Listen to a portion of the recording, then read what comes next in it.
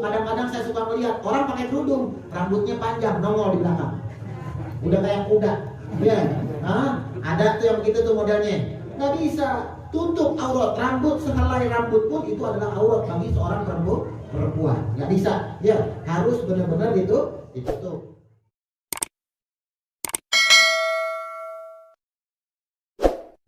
Alhamdulillah. Pada malam hari ini kita dikumpulkan oleh Allah Subhanahu wa taala dalam menggugurkan kewajiban kita, yaitu menuntut ilmu di jalan Allah Subhanahu wa taala. Mudah-mudahan ilmu yang kita tuntut pada malam hari ini selalu diberikan keberkahan dari Allah Subhanahu wa taala. Tidaklah kita bangun dari majlis ini terkecuali Allah sudah ampunkan semua dosa-dosa kita, Allah panjangkan umur kita, Allah sehatkan badan kita, Allah angkat derajat kita, Allah luaskan rezeki kita. Amin ya rabbal alamin. Alhamdulillah. Yang pertama-tama saya hormati di sini Al-Ustaz Abdul Aziz. Begitu juga para orang tua, para sesepuh, para hadirin hadirat yang dirahmati oleh Allah Subhanahu wa taala. Alhamdulillah kita bisa menggugurkan kewajiban kita menuntut ilmu di jalan Allah Subhanahu wa taala. Ini adalah ibadah yang paling afdal di sisi Allah Subhanahu wa taala. Mudah-mudahan kita bisa selalu istiqomah dalam menuntut ilmu. Amin ya rabbal alamin. Pasang niat baik-baik, pasang hajat yang bagus ya. Karena insya Allah orang lagi nuntut ilmu digobol semua niat-niatnya, digobol semua hajat-hajatnya. Amin ya rabbal alamin. Kita lanjutkan pelajaran kita daripada kitab Ar-Risalatul Jami'ah karangan Al-Imam Al-Habib Ahmad bin Zaid Al-Habsyi ila Anggal sampai di pembahasan. Kemarin kita ngebahas daripada ma'asir rijli, maksiat kaki. Setelahnya sekarang adalah ma'asil farji, maksiat kemaluan. Nah, ini harus diperhatikan nih, maksiat kemaluan ya, yang sebagaimana kita harus mengetahuinya. Wa ma'asil farji kazina wal liwaq wal istimna bil yadi wa ghairiha min ma'asil farji. Sekarang kita memasuki daripada anggota tubuh kita yang sangat rentan, ditutup, tidak kelihatan, tapi sangat berbahaya. Ya, nah, ini adalah salah satu pelajaran buat kita, yang dimana Allah Subhanahu wa taala untuk membilangkan kita, memberitahu kita agar selalu menjaga daripada kemaluan. Jangan sampai kemaluan kita ini ya nanti kita digolongkan orang-orang yang dilaknat oleh Allah Subhanahu wa taala. Nauzubillah min. Nah, Allah Subhanahu wa taala berfirman di dalam Al-Qur'an, A'udzu billahi minasyaitonir rajim. Wa laqad karramna bani Adam wa hamalnahum fil barri wal bahri wa razaqnahum minat thayyibat wa faddalnahum ala katsirin mimman khalaqna tafdila. Kita diciptakan sebagai manusia yang sebagaimana Allah sebutkan tadi dalam ayat Al-Qur'an, Allah telah memuliakan Bani Adam, manusia. Dan Allah telah membawa manusia tersebut baik di atas daratan ataupun di atas lautan. Wa razaqnahum, dan Allah Subhanahu wa taala telah memberikan rezeki kepada manusia tersebut minat thayyibat, daripada yang baik-baik. Wa faddalnahum ala katsirin, dan Allah telah memberikan karunia yang banyak. Mimman khalaqna tafdila, sebagaimana Allah telah menciptakan manusia dengan sebagus-bagusnya karunia. Jadi kita harus menjalankan apa yang Allah telah amanatkan kepada kita. Kita diciptakan manusia yang paling bagus, ya, makhluk yang paling sempurna, maka kita harus menjaga daripada perbuatan tersebut. Amanah anggota tubuh kita ini adalah amanah dari Allah Subhanahu wa Ta'ala.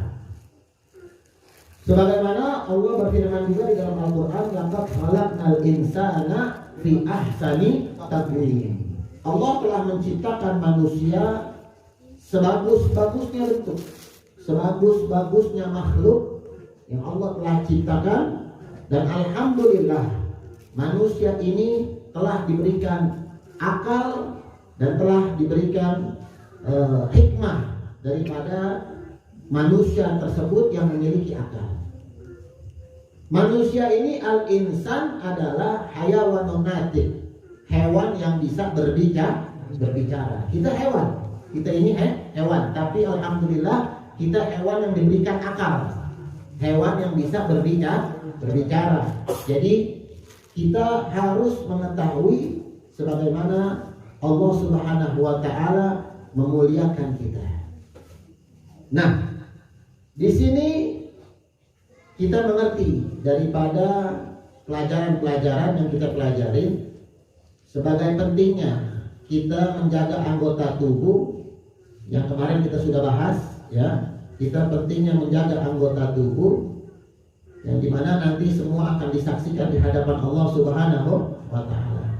Seperti kita dengar kemarin firman-Nya, yauma tashhadu 'alaihim alsinatahum wa aydihim wa arjulahum bima kanu ya'malun. Suatu hari nanti akan disaksikan, ya, akan disaksikan oleh Allah Subhanahu wa Ta'ala semua apa-apa yang kita perbuat di muka bumi ini, dari lisan-lisan kita, tangan kita, kaki kita, bima kanu ya'malun, dengan apa-apa yang kita perbuat di muka bumi. Nah, di sini Allah memerintahkan untuk menjaga kemaluan, ya, karena kemaluan tersebut ada maksiatnya, ya.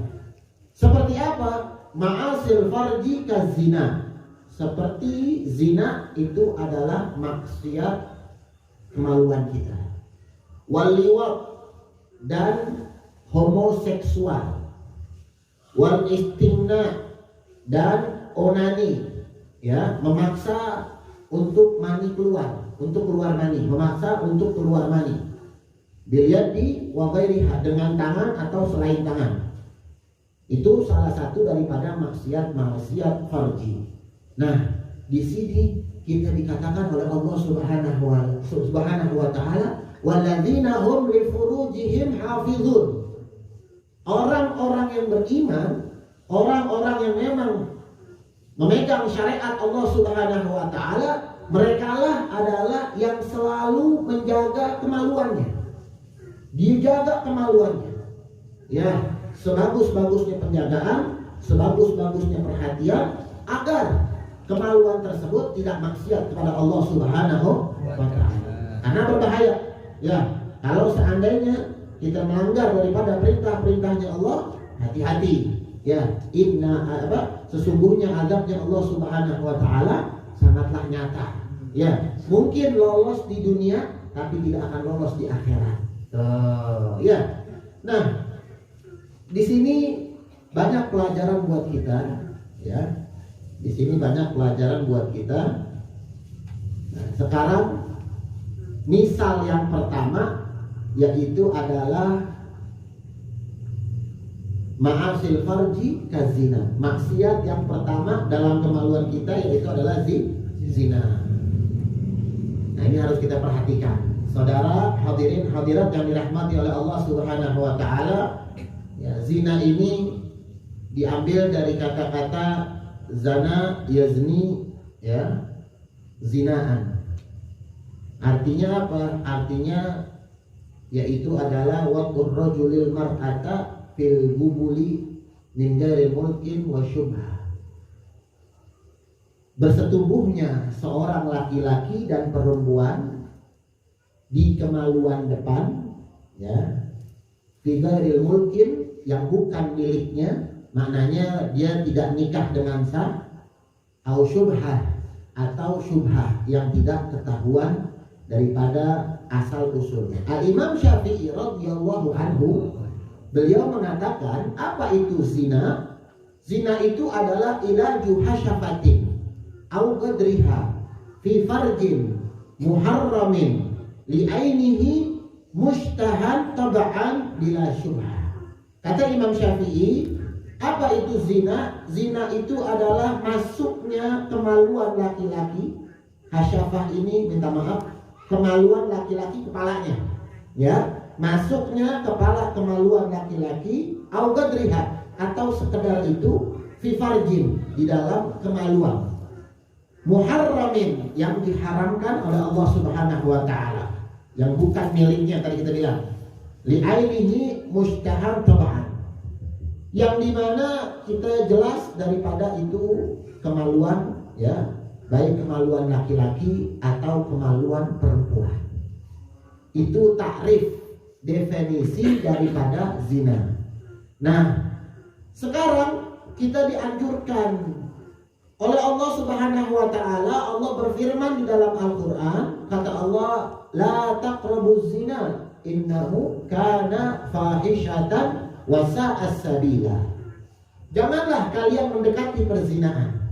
Innahu kana fahishatan wa sa'as sabila. Karena perzinahan tersebut adalah perbuatan yang keji dan akan menyesatkan jalan kita di dunia.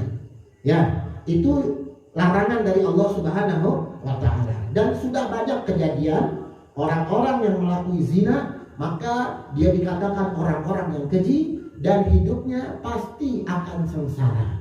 Illa man taba, kecuali dia bertaubat di jalan Allah Subhanahu wa taala, benar-benar taubatan nasuha, dia tidak akan melakukannya lagi. Insyaallah yaqbalullah, Allah akan terima taubat orang tersebut, insyaallah. Jadi ada larangan dari Allah Subhanahu wa taala tentang perzinahan. Apa hikmahnya daripada diharamkan zina? Hikmahnya di sini adalah agama Islam itu adalah agama yang berakidah, agama yang bersyariat, agama yang berakhlak. Jadi semuanya itu ada ketentuan hukum di dalam Islam. Ya, orang Islam itu janjinya Allah bakal masuk ke dalam surganya Allah Subhanahu wa taala.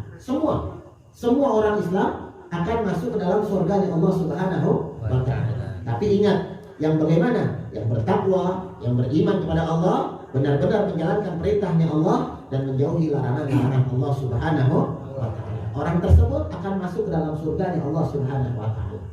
Tapi kalau orang Islam, ya, tapi dia tidak menjalankan syariat, dia tidak berpegang dengan syariat, dia menabrak daripada aturan-aturan syariat, tidak pernah melakukan perintahnya Allah dan selalu menabrak daripada larangan-larangan Allah Subhanahu wa taala. Apakah orang tersebut akan masuk surga? Naam, orang tersebut akan masuk surga, tapi ada ganjarannya. Ada azab dulu dari Allah Subhanahu wa taala. Karena Allah Subhanahu wa taala menciptakan dua metode, surga dan neraka. Bagaimana yang beriman dia akan dimasukkan ke surganya Allah, bagaimana yang maksiat akan dimasukkan ke nerakanya Allah Subhanahu wa taala. Bagaimana azabnya dia, apa yang dilakukan dia di dunia, dan tadi dikatakan bimakanu ya'malu, dengan apa-apa yang mereka perbuat di muka bumi ini akan dipertanggungjawabkan di hadapan Allah Subhanahu wa taala. Nah, jadi di sini dikatakan intinya kalau kita mau selamat dari hikmah tersebut, ya, kita mau selamat, imtithalul awamir wajtinabun nawahi, menjalankan semua perintahnya Allah dan menjauhi semua larangan Allah, itu akan selamat. Ya, dikatakan innahu ya'malu ala dabiril fasad, maka orang tersebut akan mengamali daripada semua yang telah dilarang oleh Allah Subhanahu wa taala dan menjalankan semua perintah-perintah yang diperintahkan oleh Allah Subhanahu wa taala. Nah, di dalam syariat Islam, ya, zina ini adalah salah satu perbuatan yang keji, perbuatan yang tercela, dan dosanya pun sangat besar di sisi Allah Subhanahu wa taala. Zina ini adalah minal kabair, dosa yang sangat besar di hadapan Allah Subhanahu wa taala. Barang siapa orang melakukan zina, maka dia telah melakukan dosa yang besar kepada Allah Subhanahu wa taala. Nah, al-asbab allati tahfazul insan wa taqihi minaz zina. Sebab-sebab daripada manusia bisa menjaga dan bisa bertakwa, ya, yakni dia takut dengan hukumnya Allah Subhanahu wa taala, daripada salah satunya perbuatan yang keji, yaitu adalah zina. Apa sebabnya? Yang pertama adalah ghaddul nazar. Dia harus pinter-pinter nundukin mata. Ya. Wasitrul aurah. Satrul aurah. Dia harus pinter-pinter menutup aurah. Yang ketiga ada mutabarruj. Dia tidak berdandan selain untuk yang dihalalkan. Ya. Nih, penting, sangat penting. Jadi sebabnya kalau orang bisa menjaga daripada perbuatan zina, yang pertama ghaddul basar. Dia harus menjaga pandangan. Karena sebab daripada orang zina itu awalnya dari pandangan. Ya, kalau dia nggak memandang, nggak bakal jadi zina. Ya, kalau dia bisa menundukkan pandangnya, dia nggak bakal zina, nggak bakal. Dia bakal istiqomah, ya, dengan lihat siapa-siapa orang yang diharamkan, ya, maka dia harus menundukkan matanya. Nah, di sini dikatakan kalau seandainya seseorang sudah bisa menjaga matanya, ya, maka orang tersebut sudah bisa menjaga imannya. Nih, fadilah yang sangat besar. Kalau orang sudah bisa menjaga matanya, maka telah dia bisa menjaga imannya. Yang repot mata dulu, ya, yang repot mata dulu. Tuh. Yang laki-laki mata jangan dilalatan, yang perempuan pun matanya jangan dilalatan. Harus jaga pandangan, ya, nggak boleh. Nah, yang kedua, satrul aurah, harus pintar-pintar menutup aurah. Ini nyambung antara menjaga mata dengan menutup aurah, nyambung. Ya, seorang perempuan harus bisa menutup auratnya dengan baik dan benar. Seorang laki-laki pun harus menjaga auratnya, menutup auratnya dengan baik dengan benar. Karena kalau seandainya ada seseorang dia tidak bisa menutup auratnya, maka orang tersebut telah tidak bisa menutup imannya. Ya, dia tidak bisa menjaga imannya. Seorang perempuan diajarkan bagaimana tata cara menutup aurat. Ya, perempuan ini diciptakan oleh Allah Subhanahu wa taala, ya, untuk mendampingkan seorang laki-laki, ya, yang memang telah dihalalkan, dan orang tersebut akan dijanjikan oleh Allah Subhanahu wa taala kekal nanti di akhirat jika dia bisa menjaga amanat yang dari Allah Subhanahu wa taala. Jelas insyaallah? Perempuan harus menjaga auratnya. Nabi bukan ngajarin laki doang, Nabi ngajarin perempuan. Kalau pakai kerudung yang benar, ya, tutup aurat yang benar. Perempuan jangan di majlis doang. Ini alhamdulillah di majlis tutup aurat semua nih. Ya, nggak ada buka aurat, alhamdulillah. Cuma di rumah kira-kira tutup nggak? Nah, insya Allah ya, insya Allah. Jangan banget sampai ngebuka aurat. Ya, saya sering bilangin, pakai kerudung pun yang benar. Ya, jangan pakai kerudung cuma diceplukin doang begitu. Jangan, pakai kerudung yang baik dan benar. Ya, buat perawan-perawan juga atau buat ibu-ibu, kadang-kadang saya suka melihat orang pakai kerudung, rambutnya panjang, nongol di belakang. Udah kayak kuda. Ya, ada tuh yang begitu tuh modelnya. Nggak bisa, tutup aurat. Rambut sehelai rambut pun itu adalah aurat bagi seorang perempuan. Nggak bisa, ya, harus benar-benar ditutup. Tutup aurat dengan baik dan benar. Dari cara pakaian pun diajarkan oleh Nabi Muhammad SAW. Nabi ngajarin kalau perempuan pakaian yang warna hitam, karena warna hitam itu tidak tembus pandang. Ya, jangan kadang-kadang kita pakai warna putih, atau kita pakai warna oranye, atau kita warna apapun, tapi dalamannya kelihatan. Ya, makanya kata Nabi SAW, nanti di akhir zaman banyak kasari atil ariyah, perempuan yang menutup aurat, tapi seakan-akan telanjang di jalanan. Nauzubillah min. Banyak kan kita lihat ya perempuan ya, pakai baju putih, dalamannya wah merah tuh, ya. baju putih dalamannya kuning conge, macam-macam deh, ada yang kuning, ada yang biru, ada yang hitam, ada yang apa, macam-macam. Ya, ya. Nah itu satu hal yang harus diperhatikan. Ya, jangan kita keluar rumah tapi keadaan tubuh kita kelihatan sama orang. Tuh, jangan pernah membiarkan diri kita itu keluar rumah tapi aurat kita kelihatan di hadapan orang. Nggak boleh. Ya, jadi pakailah yang memang tidak kelihatan lekuk tubuhnya, tidak kelihatan dalemannya.